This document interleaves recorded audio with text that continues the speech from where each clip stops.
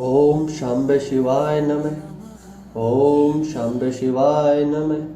श्री शिव महापुराण की जय हो। गौरी शंकर महादेव की जय हो। माता पार्वती की जय हो। नंदीश्वर की जय हो। कार्तिकेय की जय हो। रिद्धि सिद्धियों की जय हो। गणेश जी भगवान की जय हो। ब्रह्मा जी की जय हो। विष्णु जी की जय हो। इंद्र जी की जय हो। सभी देवी देवताओं की जय हो। इस पावन पवित्र ग्रंथ की जय हो। सभी साधकों को ओम नमः शिवाय। आज की हमारी कथा भगवान शिव का अर्धनारीश्वर अवतार और सती का प्रादुर्भाव। सभी साधक सभी भक्त आज की इस कथा को बहुत ही ध्यान से सुनिए। भगवान शंकर भगवान शिव का जो अर्धनारीश्वर अवतार था उसका वर्णन कर।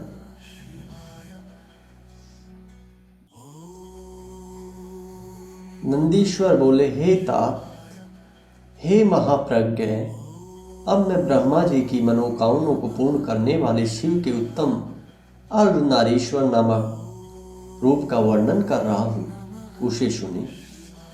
ब्रह्मा के द्वारा विरचित समस्त प्रजाओं का जब विस्तार नहीं हुआ तब उस दुख से व्याकुल हो वे चिंतित रहने लगे।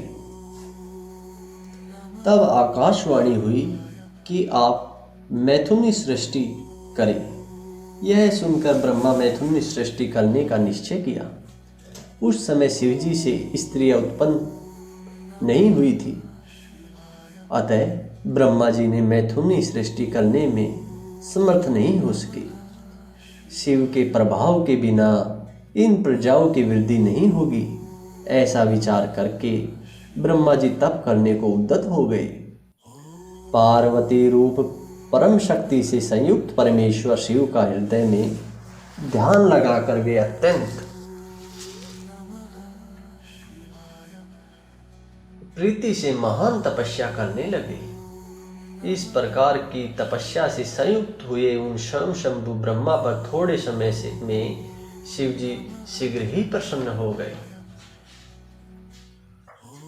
उसके पश्चात भगवान हर अपनी पूर्ण चेतना मई ऐश्वर्यशालीन तथा शौर्य काम प्रदायनी मूर्ति में प्रविष्ट होकर अर्धनारीश्वर का रूप धारण करके ब्रह्मा जी के पास गए। वे ब्रह्मा जी परम शिव जी से संपन्न उस परमेश्वर को देखकर दंडवत प्रणाम कर हाथ जोड़े हुए उनके स्तुति करने लगे। इसके बाद देवादिदेव महादेव विश्वनाथ महेश्वर ने अत्यंत प्रसन्न हो मेघ के समान गंभीर वाणी में सृष्टि के लिए ब्रह्मा जी से कहा।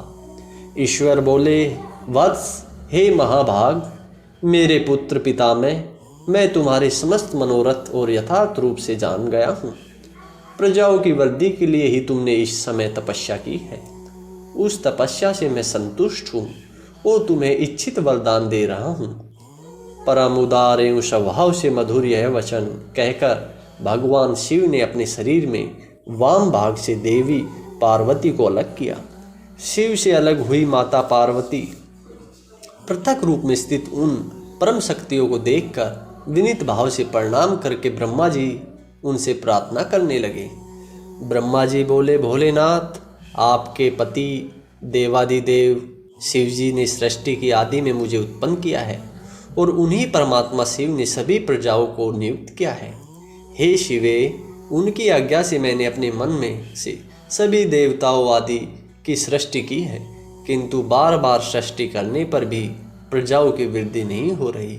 इसलिए अब मैं मैथुन से होने वाली सृष्टि करके ही अपनी समस्त प्रजाओं की वृद्धि करना चाहता हूँ। आपसे पहले शिवजी के शरीर से स्त्रियों का अविनाशी समुदाय उत्पन्न नहीं हुआ, इसलिए मैं उस नारी कुल की सृष्टि करने में असमर्थ रहा हूँ। सभी शक्तियाँ आपसे ही उत्पन्न होती है, इसलिए मैं परम शक्ति स्वरूप आप अखिलेश्वरी से प्रार्थना कर रहा हूँ। हे शिवे, हे मात, इस चराचर जगत की वृद्धि के लिए नारी कुल की रचना समर्थ प्रदान कीजिए। हे शिवे, आपको नमस्कार है। हे वर देवेश्वरी, मैं आपसे एक अन्य वर की प्रार्थना करता हूँ, मुझ पर कृपा कर उसे प्रदान करें। हे जगमाता, आपको नमस्कार है। हे सर्वज्ञ, हे अंबिके, इस चराचर जगत की वृद्धि के लिए आप अपने एक सर्वसमर्थ रूप से मेरे पुत्र की दक्ष की कन्या के रूप में अवतरित हो। ब्रह्मा जी द्वारा इस प्रकार याचना करने पर ऐसा ही होगा, यह वचन देकर महेश्वरी ने ब्रह्मा को वह शक्ति प्रदान की। इस प्रकार यह स्पष्ट है कि भगवान शिव की परम शक्ति वे शिवा देवी विश्वात्मा स्त्री पुरुषितात्मक है और उन्होंने अपनी भुवों के मध्य से अपने ही समान कांति वाली एक दूसरी शक्ति का सृजन किया है।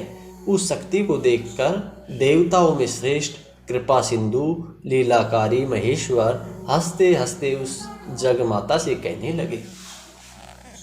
शंभु बोले, हे देवी, परमेष्टि ब्रह्मा ने तपस्या के द्वारा आपकी आराधना की है, अतः आप प्रसन्न हो जाइए और प्रेम पूर्वक उनके सारे मनोरथ को पूर्ण कीजिए।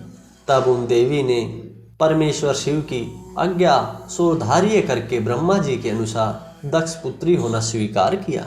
हे मुने, इस प्रकार ब्रह्मा को अपार शक्ति प्रदान कर वे शिवा शिव जी के शरीर में प्रविष्ट हो गई और प्रभु शिव के भी अंतर्ध्यान हो गई। उसी समय से इस लोक में सृष्टि कर्म में स्त्रियों को भाग प्राप्त हुआ है। तब वे ब्रह्मा जी बहुत प्रसन्न हुए और मैथुनी सृष्टि होने लगी। हे तात, इस प्रकार मैंने आपसे शिव जी के उत्तम तथा सज्जनों को परम मंगल प्रदान करने वाली इस अर्धनारी और अर्धनार रूप का वर्णन किया है। जो इस निष्पाप कथा को पढ़ता है और सुनाता है वह इस लोक में और परलोक में सभी सुखों को भोग कर परम गति को प्राप्त कर लेता है। तो सभी साधकों को आज का हमारा सत्संग कथा कैसी लगी? हर हर महादेव। ओम नमः शिवाय।